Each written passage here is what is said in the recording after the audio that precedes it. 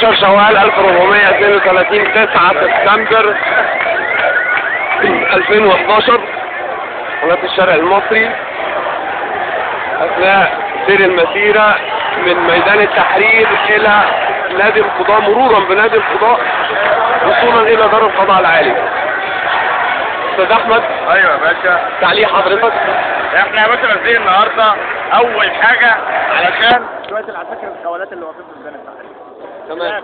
ميدان الحريه ده ما ينفعش يتقفل. تمام. ثاني حاجه المجلس مطالب يا فندم، مطالب المطالب انهاء المحكمات العسكريه للمدنيين، تمام، محاكمه عادله لرؤوس الفساد والنظام. تمام. ثالث حاجه عدم عسكره ميدان التحرير. الغاء قانون تجريم التظاهر بالاعتصامات. تمام. وتطهير القضاء واستقلاله. ماشي يا عم اسامه. زائد اخر حاجه بقى الغاء قانون مجلس الشعب والدوائر الانتخابيه، علشان كده بقت بزراميطه خالص. اشمعنى تحديدا يعني مجلس الشعب؟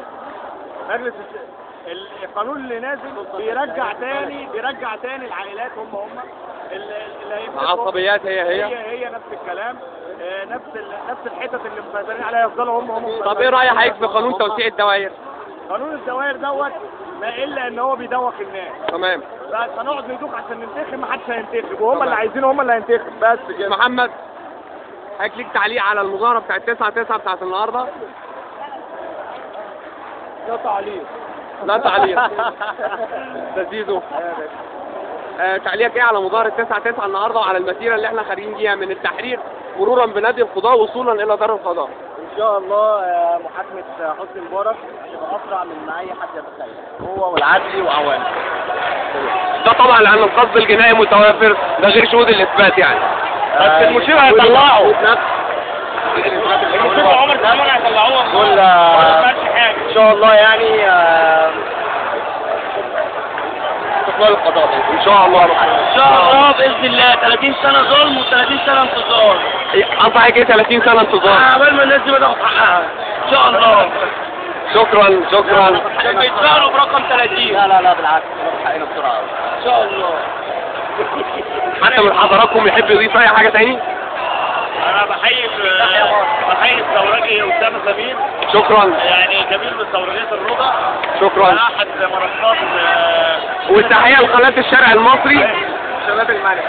شباب المانيا والرضا اللي بيقولوا عليهم شباب ايه؟ لا احنا بقى ايه؟ احنا بتوع المظاهرات، بس احنا بس الاربعه بس.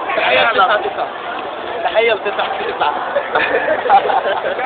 عجبك المظاهره يعني؟ طبعا. التعليق حضرتك عليها ايه؟ احنا في الميدان. بس كده يعني، بس حابين ناكد ان الثوره مستمره. حتى اسقاط النظام. النظام ما سقطش، بس رأس النظام بس اللي وقع.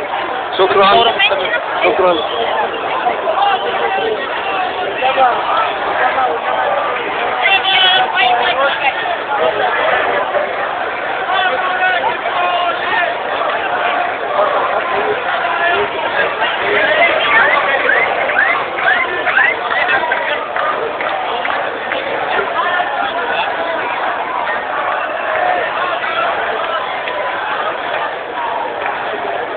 محدثكم أسامة سمير وقناة الشرق المصري. شكرا.